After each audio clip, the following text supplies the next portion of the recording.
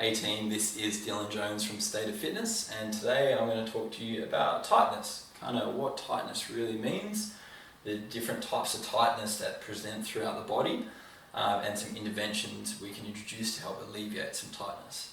Before we dive down this rabbit hole, there's a nice little phrase I like, which is you can't stretch yourself out of a wet paper bag, meaning stretching just isn't always the answer.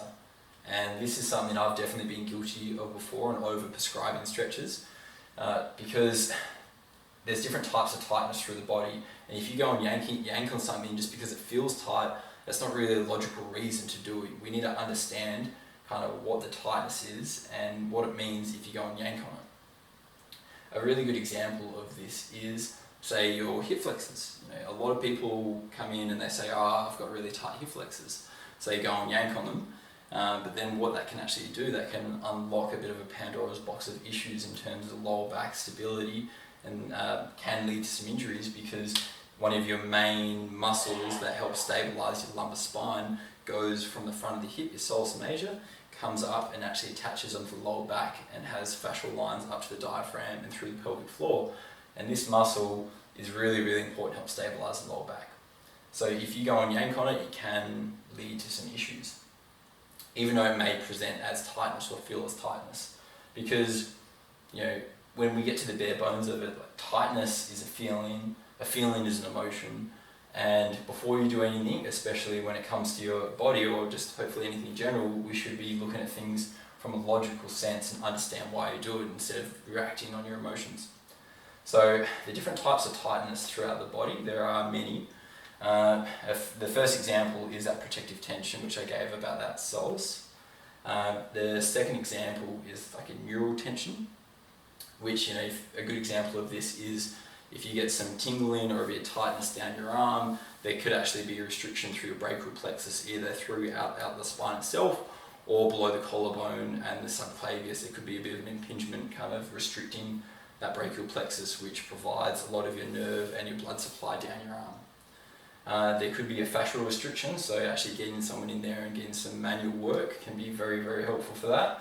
And this is another one where the muscle itself could be weak or hypertonic. So if your body's weak, or if some muscles are weak, it's going to cramp. It's just going to cramp on tension to protect itself. And the hip flexor is that soleus is a perfect example of like a weak muscle that can be presented as tightness. And then kind of like last example is like a true muscular shortness, which is where we just need to get in there and get some length through it. So there are many different types of interventions we can do to help alleviate tightness without just stretching. And we can look at either kind of stability or mobility work.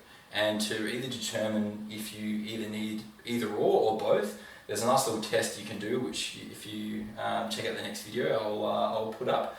It's the Bait and Laxity 9-point test. And this is just a nice test to test how much elasticity you have through your body.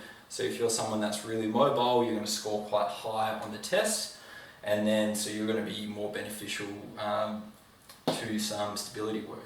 But if you score quite low on the test, like me, I can't bend my little finger back, for instance, some mobility work will probably be very beneficial.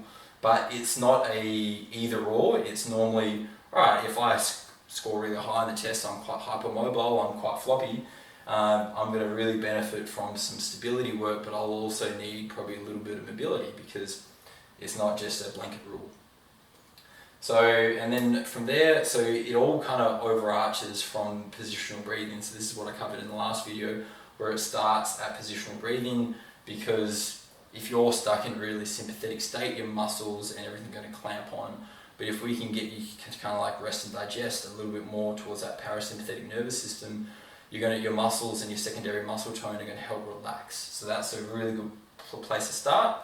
And then the second step would either be kind of mobility or stability. So for the hypermobile, if you're greater than 5 on the test, you can lean more towards stability work, but you may also need a bit of mobility as well. And then lastly, your habits, your daily habits throughout the day, week and month and year really determine on how you move and how your body feels tight. So that's a big one that often gets overlooked. So hopefully I didn't rant on too long. This is something I'm pretty passionate about, and feel free to leave a comment or Get in touch if you need anything, and I hope you enjoy and it helps. Thanks.